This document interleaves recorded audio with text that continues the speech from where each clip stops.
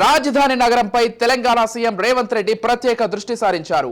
ఇందులో భాగంగా హెచ్ఎండిఏ కార్యాలయంలో water works, municipal administration, GHMC పై సీఎం రేవంత్ సమీక్ష నిర్వహించారు. ఈ నేపథ్యంలో జీహెచ్ఎంసీ, హెచ్ఎండిఏ పరిధిలో బిల్డింగ్ పర్మిషన్స్ ఫైల్స్ క్లియర్ గా ఉండాలని, చాలా బిల్డింగ్స్ అనుమతులకు సంబంధించిన ఫైల్స్ కనిపించడం లేదని మండిపడ్డారు. ఆన్లైన్ లేకుండా ఇష్టారీతిగా పర్మిషన్లు ఇచ్చారని, 15 రోజుల్లో హెచ్ఎండిఏ, జీహెచ్ఎంసీలో విజిలెన్స్ దాడులు జరుగుతాయని తెలిపారు.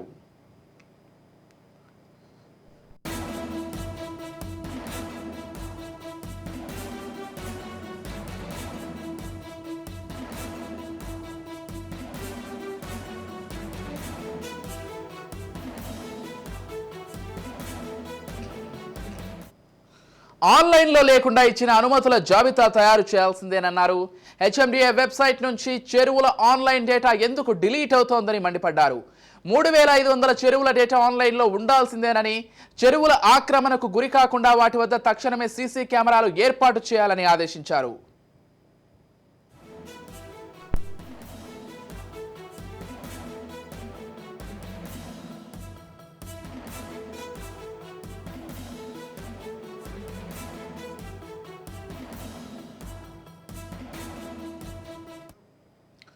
హైదరాబాద్ నగరంలో పిల్లల కోసం క్రీడా మైదానాలు ఏర్పాటు చేయాలన్నారు.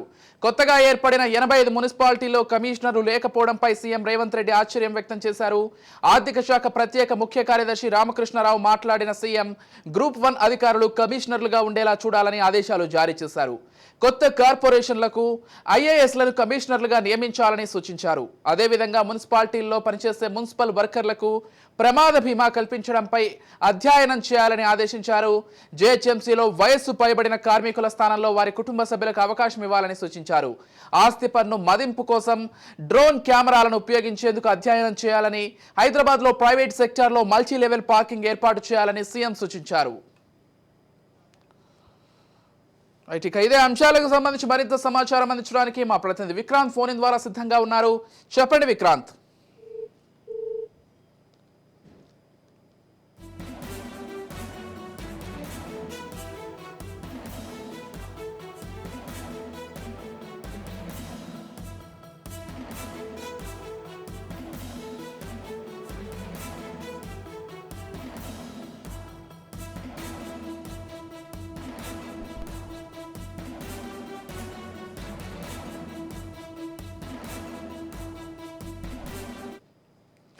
రైట్, ఇక మొత్తంగా రేవంత్ రెడ్డి పూర్తి ఫోకస్ హైదరాబాద్ నగరం పైన పెట్టారు. హెచ్ఎండిఏ పరిధిలో బిల్డింగ్ పర్మిషన్స్ ఫైల్స్ క్లియర్గా ఉండాలంటే ఇప్పటికే ఆదేశించినట్లుగా తెలుస్తోంది. అదే కాకుండా అనేక అంశాలకు సంబంధించి సీఎం రేవంత్ రెడ్డి సమీక్ష నిర్వహించినట్లుగా మనకు సమాచారం అందుతోంది.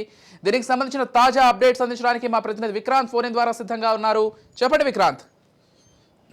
హెచ్ఎండిఏ కూడా పూర్తి ప్రక్షాళన చేయాలని మాత్రం ముఖ్యమంత్రి రేవంత్ రెడ్డి భావిస్తా ఉన్నాము. దీనికి సంబంధించి ఈ రోజు కూడా ముఖ్యమంత్రి రేవంత్ రెడ్డి కూడా ఇటు హెచ్ఎండిఏకి సంబంధించి కూడా ఈ రోజు ఉదయం సమీక్ష జరిపారు. దీనికి సంబంధిత మంత్రులతో పాటు అధికారులు కూడా పాల్గొన్నారు.